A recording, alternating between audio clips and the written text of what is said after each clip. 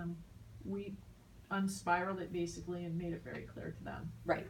Like, here's a better example, because it's a little more concrete, but fluently multiply and divide within 100, so I know my multiplication facts. Well, by the end of unit 2, I need to know 1, 2s, 5s, and 10s. Right. Is that very In order clear? to be on, Is that because smaller it's step? mastery by the end Of the year, Yes. right? So remember in the past with everyday Yes. math, we had Yeah. beginning, developing, secure. Yeah. Something might be beginning in first grade, Yeah. but it's not secure until third grade. Right. All gone. Now it is, because of the way the standards are written, by the end of the it's grade whatever level. you're teaching that year is expected to be mastered this year. So these are your sort of, like, think of them as mile markers on the expressway, right? We know where we want to get to. If Starbucks is at exit 100, if I'm at exit 75, I know how much farther I need to go. This does the same thing.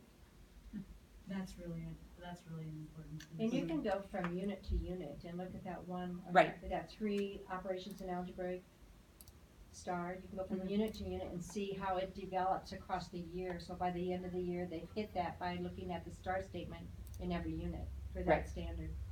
So yeah, and let's do that. So in unit 3, it's all products of one-digit numbers in 1s, 2s, 5s, and 10s. When I go to unit 4,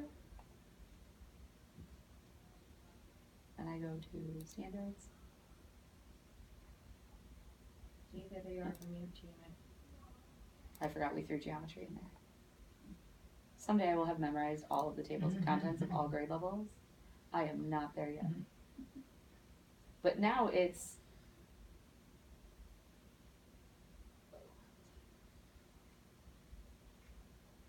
was it 308? It was 307. Unit 5, now we're going beyond just 1s, 2s, 5s, and 10s. I have to understand the adding a group, and I have to understand the subtracting a group, which are standards that are specifically called out. When you read the full text of the standards and the background information for each grade, the introduction pieces, they specifically call out those standards. But it's also based on our developmental research. 1s, 2s, 5s, and 10s are your foundational facts. Adding a group means I can go, if I have 2 groups of 4, well, 3 groups of 4 is just going to be 4 more. Students are getting that conceptual understanding of how math works.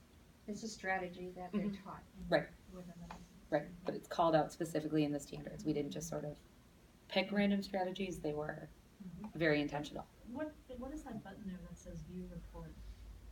What do you get when you, This will run the standard report for each child. that's what I want, oh, for each child, Mhm. okay. So now it's Amy for 3007. So that would help with their report cards. Oh yeah, absolutely. Yeah, this is And just another way to putting it all access in that report. electronically, you know, that's, because, Right. you know, some teachers have said, I can just report it on a hard copy because I'm using it, Mhm. but it's double the work for me to do it on the hard Right. copy and then put it in the Right. computer, and I Right. understand that they're still trying to balance that out, but look at how valuable it would be if they Yes. put it If they- in. right. Yes. Well, and that's why we spent so much time on the export piece in 4th and 5th grade, because then you can do additional data manipulation. You can look at that very quickly and it'll highlight who should be in each group. Right.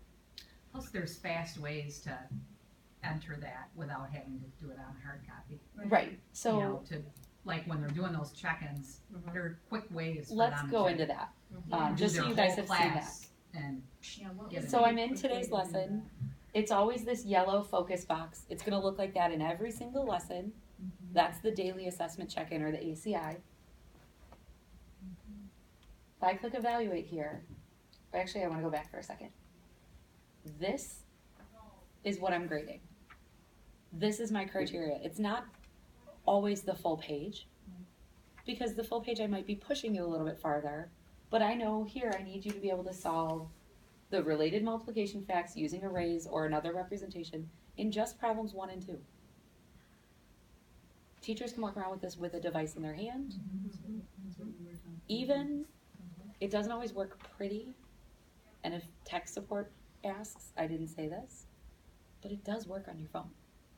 I don't know what the district rules are on, you know what I mean? I've been in some districts where they can't be out at all, but for that type, for an instructional purpose, because the other nice part with that is you can snap a quick picture and then start to build a digital portfolio. So anytime I'm anywhere where teachers have access to iPads, that's a great way. You just create a little folder for each kid and throw the pictures in there. But this tells me exactly what I'm looking for. So I go up to evaluate, and now if my kids are completing this online, I'm gonna see their exact online screen here. Whatever it is they completed. I would see the picture she drew, anything there. But if my kids are completing this in print, I'm just gonna go to this quick entry screen, and now I see all my kids along the top, and this is the easiest way to do it. Yes. Mark everyone as meets, Go back and change. and then just change the ones that you need. When you click on that, here's the target. So I don't need to have multiple screens open. This will always open up the target for me. So I can be walking around and see exactly, okay, let me look at 1 and 2. Oh, you drew an array, okay, you've got it. You drew equal groups, okay, you've got it. I don't know what this is, we're not there yet. But it helps build that picture, but it's not, these aren't meant to be end of the day 30 journals stacked up and laboring through them. Right. Think of it, it's true formative assessment. It's, we did this today, got it, still needs help. That's all it is. It's not meant to be this big, piece there. It's incredibly helpful, but it's not meant to be this big labor intensive assessment piece. But again, you would just slide down, you'll see all your kids, change whatever you need to. And then you're done. Saves automatically. I just refresh this page. And that was under the quick entry, right? Quick entry, yep. So now you see all of my kids are scored.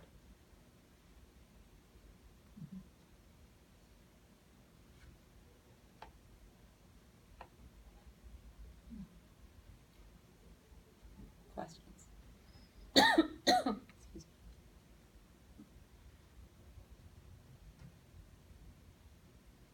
So we did talk about this, I think, in every session today. Kindergarten, we talked about it less, but that's because their kids weren't even, they didn't even have access to the student edition yet. So we talked about that. And kindergarten's always managed a little differently, just because we're kinder and we're special. Did you have a question this morning, and I don't know that if I heard it, and then I asked at the very end when you and Mary went down to find that kindergarten browser. We shouldn't have any trouble with the Chrome browser, and would we have any problems with the Chrome browser when you're exporting that data into Excel spreadsheets, because Chrome typically doesn't play well with? You should not have a problem. Okay. You will have an issue on Chromebooks because Chromebooks are going to default into Google Sheets, Yes. which won't have the same support for macros. That's where it that is. So it's not the Chrome browser, it's the Chromebook. Because remember, a Chromebook doesn't have its own internal memory. Yep. So it's got to be web-based everything. But we did have success when teachers went into Tiny. Is that They were Yes. talking What you about the call little it? tiny A tiny, computers yes. that they so would have to hook to that. Right. That was brought up by. But then teachers were able to get in and Correct. do the manipulation. I don't know what that means. I'm just repeating words. Yeah. Yep. Yep. But But that's something that we'll have to think about on that tech committee, is that the folks to be able to do some of this higher level data manipulation, if they were going to use Excel spreadsheets downloaded in any of our programs, not just this Yeah. one. Right. That we would need to be able to either have the tinies on the walls, because the Chromes won't do it. yeah, and keep in mind most programs now, and this is regardless of whether it's a textbook resource or anything that's going to collect student data, it's always going to come out as a CSV file, because then it can be imported into Progress Book, Skyward, whatever system you have. It allows for universality. Okay. So that's just something, just sort of, as I'm working with districts all over the country who are utilizing a variety of things, we all want to make data available as easily as possible, but there are just some certain software pieces that are necessary. What about another question I thought of was, we learned that after each even unit, it's a cumulative assessment. Yes. So is it cumulative only over 2 units or from way back? From way back, it's up to that point in the year. So then, as far as us having teachers do beginning, middle, and end of year, is that something we should move away from for next year? I And would just have move a away. Kim? I would move away from at least the middle of the year. Okay. The beginning of the year is nice because you can give it first day of school and just sort of get a baseline. Okay. End of year will show growth, which is Okay. nice. But you could use end of year or the unit 8 And would give you cumulative. about the same? About the same. Okay. I haven't- Yeah, I haven't sat down and Yeah, done a that's what we one-to-one. found, is that they're so similar, and so then Yep. is it Okay. is it redundant? to It's ask them redundant, to I do think, especially because they would be the same week, the cumulative, Yeah. with the exception of one grade that has 9 units. Yeah. You don't wanna do, oh good, here's cumulative 1 through 8, here's the end of year, Yeah. kids are gonna be like, you're crazy, you've So asked me all of It's a these. lot longer, is too. the beginning of the year assessment, are all of the standards assessed on that beginning of the year assessment? I don't know that it's every single standard. I have not sat down and done a full alignment, but I'm imagining it's definitely the major clusters. It may not be all of the supporting and the additional, because those are the major works of your grade level. That's where we want to focus. Which is why if you look at first grade, it's going to be number sense, addition, subtraction. That's the majority of that assessment, because those are the major works at that grade level. I pulled this up. Every few weeks, and we're overdue for one, we post news and updates for any changes we've made to the online platform.